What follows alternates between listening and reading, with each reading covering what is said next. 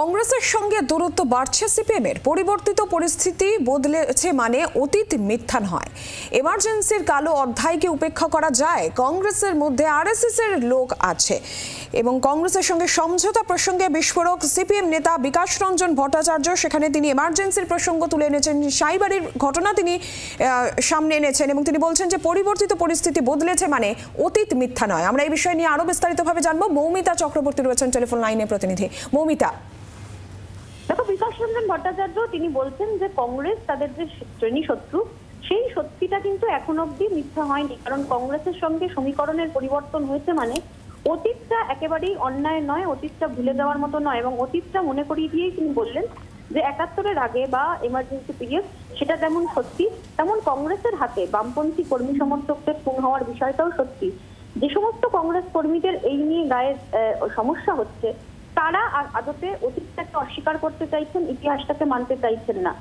এবং মারাত্মক যে মন্তব্য তিনি করেছেন যে কংগ্রেসের মধ্যে একটা অংশ এমন রয়েছেন যারা আরএসএস এর হয়ে কাজ করছেন, আরএসএস এর সাথে তাদের সখ্যতা রয়েছে। এক্ষেত্রে রাহুল গান্ধী তিনি লড়াই করলেও তার লড়াইটা প্রশংসনীয়, কিন্তু কংগ্রেসের ক্ষেত্রে এই মনোভাব দেখা যাচ্ছে।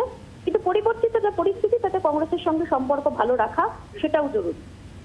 ধন্যবাদ মৌমিতা। আর আপনাদের শোনাবো বিকাশ রঞ্জন ভট্টাচার্য ঠিক কি বলেছেন এই প্রসঙ্গে। রাজনৈতিক সমীকরণ পরিবর্তন হয়, সামাজিক পরিস্থিতি পরিবর্তন হয়, সেই সমস্ত পরিবর্তিত পরিস্থিতির উপর দাঁড়িয়ে রাজনৈতিক সমীকরণও বদলায়। সেই রাজনৈতিক সমীকরণ বদলেছে মানেই যে অতীতের যে ঘটনাগুলো, সেই ঘটনাগুলো ইতিহাস থেকে মুছে যায় তা তো নয়। আমরা উপেক্ষা করতে পারবো যে ইন্দিরা গান্ধীর আমলে যে ইমার্জেন্সি হয়েছিল, সেই ইমার্জেন্সিটা একটা অত্যন্ত কালো অধ্যায়। আমি তো পার্লামেন্টে ওই ৩ মিনিট সময়ের মধ্যে এই কথা বলেছি যে আমাদের কনস্টিটিউশনাল হিস্ট্রিতে ইমার্জেন্সি একটা ব্ল্যাক স্পট।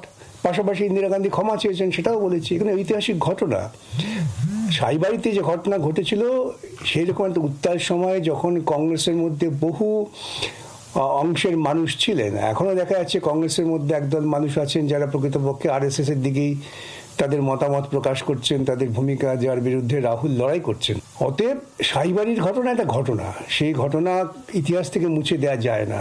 যারা মনে করছেন সাইবাড়ির ঘটনা ইতিহাস থেকে মুছে গেছে, তারা তো ইতিহাসকে অস্বীকার করছেন। অতএব সেই আলোচনা বারবার উঠে আসবে। এবং সাইবাড়ি ঘটনা নিয়ে দক্ষিণ পন্থার পক্ষ থেকে বামপন্থীদের বিরুদ্ধে অনেক কুৎসা অপপ্রচার করা হয়েছে। সেগুলো কিন্তু কংগ্রেসের অফিসিয়াল জায়গা থেকে হয়নি। আমার নিজের এতটুকু বিশ্লেষণ, কংগ্রেসের সেই সময় যে ভূমিকা ছিল, সেই ভূমিকা তখন তৎকালীন সময় স্বৈরাচারী ভূমিকা ছিল। সেই ভূমিকা তৎকালীন গরিব মানুষের বিরোধী ভূমিকা ছিল। তার বিরুদ্ধে তো সিপিআইএম এর লড়াই, ধারাবাহিক লড়াই, সেই লড়াই আজও চলছে। কিন্তু আজকে লড়াইয়ের প্রেক্ষিতটা পাল্টে গেছে। আজকে ভারতবর্ষের বুকে মূল শত্রু হয়ে দাঁড়িয়েছে দক্ষিণপন্থী আরএসএস, যারা ভারতবর্ষের মানুষের বিভাজন চান। অতএব সেক্ষেত্রে যারা বিভাজন চান না, আমাদের কাছে এই মুহূর্তে সবচেয়ে বড় যে সংকট, সেই সংকট থেকে মুক্তি পাওয়ার জন্য তো আমাদের পরিস্থিতি অনুযায়ী মোকাবিলা করতে হবে। বাংলার আওয়াজ, বাঙালির আবেগ, জি ২৪ ঘন্টা।